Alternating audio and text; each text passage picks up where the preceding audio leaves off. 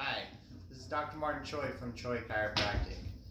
Due to the nature of what's going on right now, unfortunately I had to close my office until March 30th. But I just want to let my patients know and the public know that we still care about your well-being and your health. So with that in mind, I want to make these videos of certain exercises and stretches that you can do for pain for your back throughout this time until the time we reopen and are able to see you. So what I'm going to start with is today we're going to go over low back stretches and exercises. This is really pertaining for people, if you guys are experiencing pain when you're sitting too long, let's say being on a computer or driving. For many of us, this is very new because we're at home all day, so we're very inactive. So these are some ways just to keep the back aligned. The first stretch we're going to go over is called the hip stretch. The reason why we're going to do the hip stretch is to get our back loose, particularly when we're waking up in the morning when our back feels stiff. So the way this is done, and I'm going to show you on the table, but there's other things you can use. You don't necessarily need a chiropractic table. You can do it on a couch. Or even on your bed. So the way this works, the hip stretch, I want you guys to sit on the edge of a surface like your couch, or even if you have a coffee table, just like this.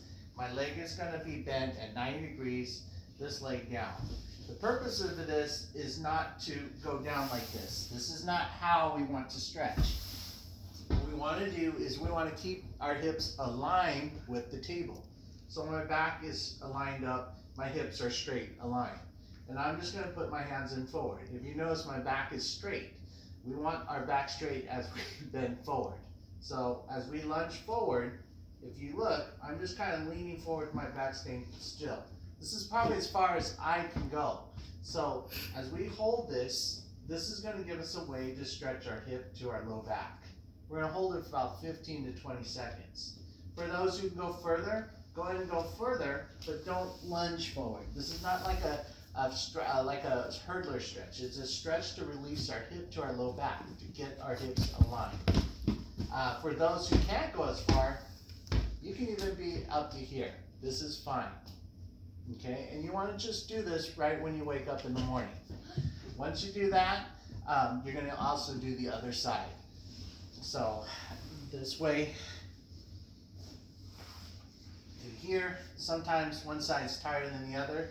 The importance is hip alignment to our spine. So we're going to hold here, back is straight, and we're going to lunge forward. And here's probably as far as I can go. Hold it 15 seconds to 30 seconds. When you do this, we're not trying to feel a stretch or a pain on this. So this should be a comfortable stretch. Remember, if you're going to do this when you wake up in the morning, it's not to just stretch the muscles. It's to align our back with our hips. Okay? The second stretch we're going to do is called the psoas stretch. This is very important for people that are on the computer all day. We want to make sure our hip flexors are not overly engaged to pull on our back. Those hip stretchers can get very shortened and they cause a lot of stress to the low back. So the way this works, we're going to just kneel on the floor, and you don't have to be totally balanced. If you need something to support you, you can. Once again, we want to look at our hips. Hips are aligned with our back, which means they're straight out. We're going to look straight forward, and we're going to do a slight lunge forward, just about here. So I'm going to feel initial stretch on my front part of my hip, right through here. If you look at my back stays straight. So I hold this. Once I feel a little stretch right in my hip, I'm going to turn over towards my bent knee, hold it here. I'm going to look over my shoulder.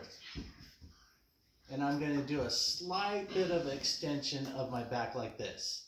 This provides a little more stretch on the upper part of the hip flexor. Holding 10 to 15 seconds. Okay, and then you can also do the same thing on the other side. One knee out in front. If you look on this side, back is straight, hip are in line with my back. I'm going to lunge slightly forward so I feel a slight stretch here. Turn over through here, look over my opposite shoulder. If you're wondering why I don't go so far in a stretch like this, is because we don't want to overstrain our spine. I know a lot of people exercise and they go to the gym, and those are great things, but this is more for what we're doing here is to get our spine aligned. So we want to just have a little bit of initial warm up for our back. Okay, also, if let's say people that have knee problems that can't kneel on here, that's okay. You can actually do it standing. Standing through here, slightly forward through here, or if you can bend but still have a little discomfort, put a pillow underneath your knee. So you can put like a pillow here to kneel down like this. So there's other ways that you can modify these stretches for you to do. These are great ways to do in the morning, right when you wake up, and then right before you go to bed. Okay. Finally, there's a couple of strength exercises I want to show you that you can do that also, if you have time or you feel like the need to strengthen your back, these are two great things. Now, this is for the low back. So first one is the wall squat or wall sit. The way we do this is we come to a wall here. We're going to lean against the wall. Feet are pointed straight ahead.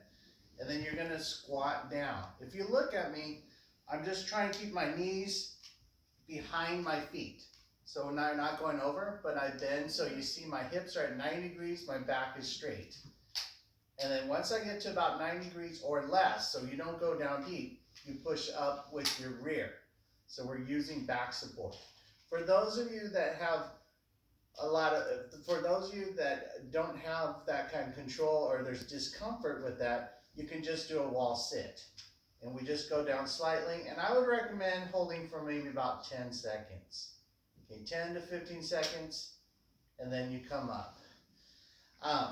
Doing this, I would probably recommend doing like maybe 5 to 6 reps, and then that's it. So it's not like going to the gym and doing squats where you're doing sets.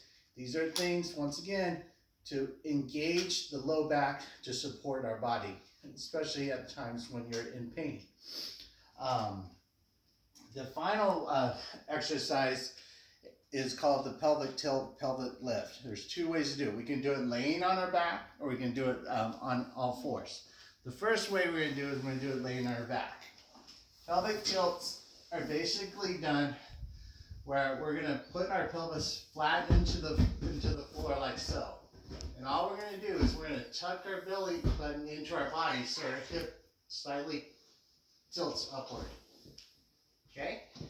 And then you're going to come down like so. And if you notice how slow I go, it's more about trying to engage the low back to control how our hip moves up and down. About 4 to 6 reps is plenty for this.